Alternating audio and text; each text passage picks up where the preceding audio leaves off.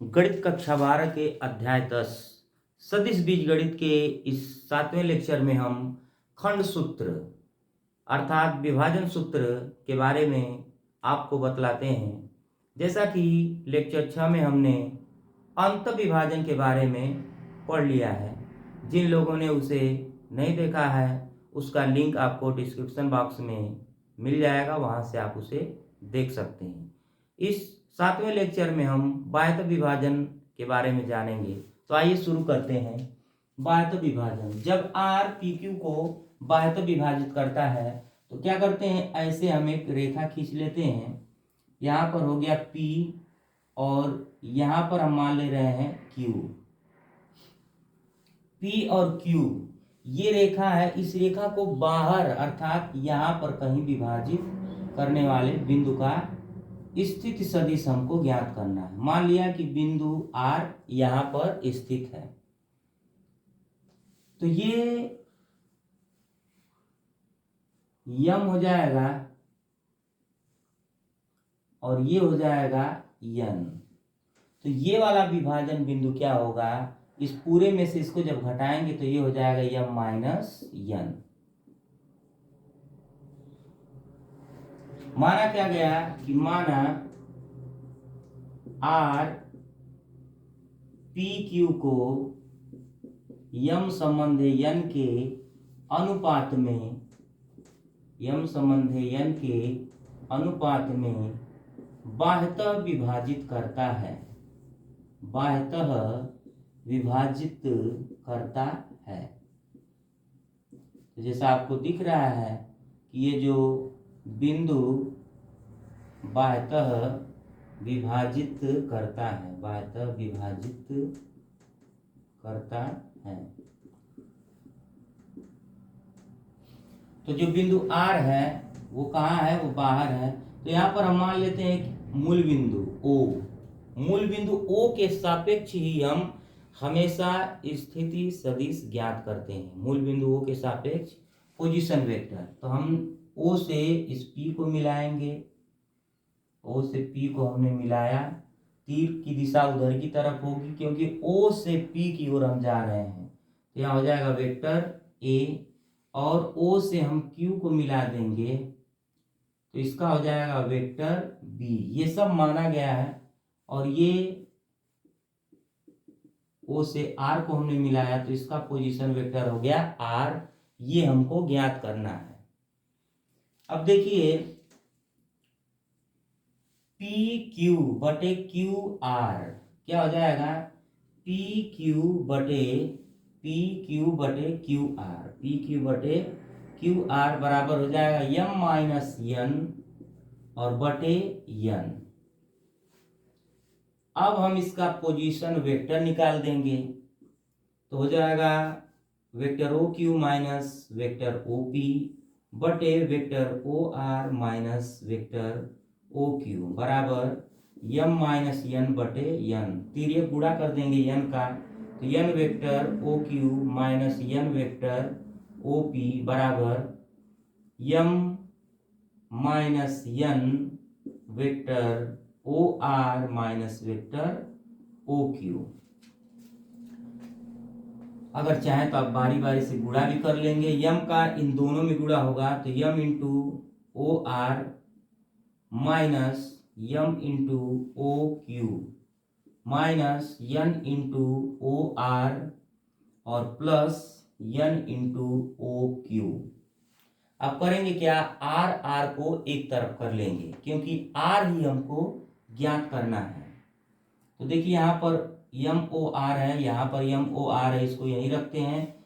बाकी सबको हम इधर रख लेंगे, यानी MOR को एक ही साइड रख रहे हैं माइनस NOR को एक ही साइड रख रहे हैं is equal to NOQ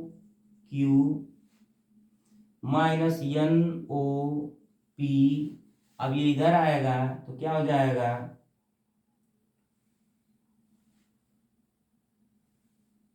NOQ minus NOP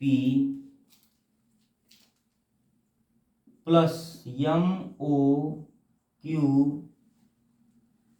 minus NOQ अब देखिए यहाँ से ओ आर वेक्टर कॉमन मिल रहा है, वेक्टर ओ आर। हम यहाँ पर चाहें तो इनका पोजीशन वेक्टर लिख सकते हैं, m vector r minus n vector r बराबर, ये हो जाएगा n vector b O Q का पोजीशन वेक्टर वेक्टर बी है, माइनस यन ओ पी का क्या है वेक्टर ए है, plus m into O Q का क्या है वेक्टर बी है, minus n into O Q का क्या है वेक्टर बी है। अब ध्यान देंगे तो हो क्या जाएगा, यहां से वेक्टर आर हम कॉमन लेंगे तो हो जाएगा m minus n is equal to m vector b और यन वेक्टर बी। यहां से यम प्लस यन हो जाएगा यम प्लस यन वेक्टर बी माइनस, ये दोनों माइनस है तो यहां से यन हमको कॉमन मिलेगा तो ये भी हो जाएगा यम प्लस यन हो गया, ये हो जाएगा यन वेक्टर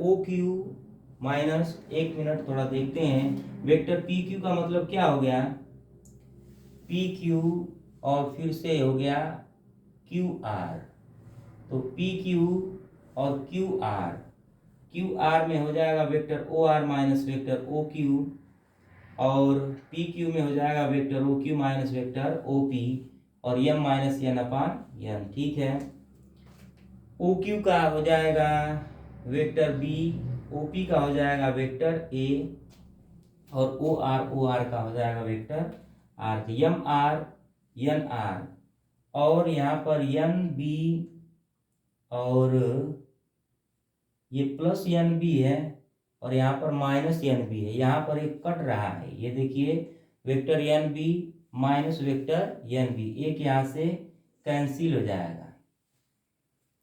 अब सही है, m vector b minus n vector a, अब हो जाएगा m vector b minus n vector ए।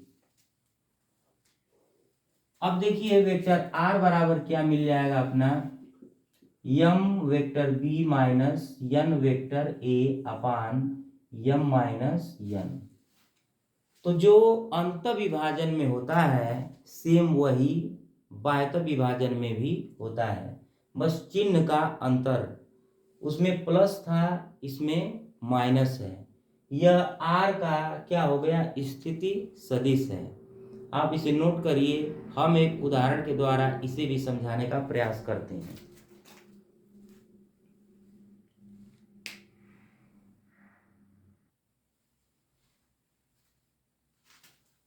तो आइए इसे एक उदाहरण के द्वारा समझने का प्रयास करते हैं।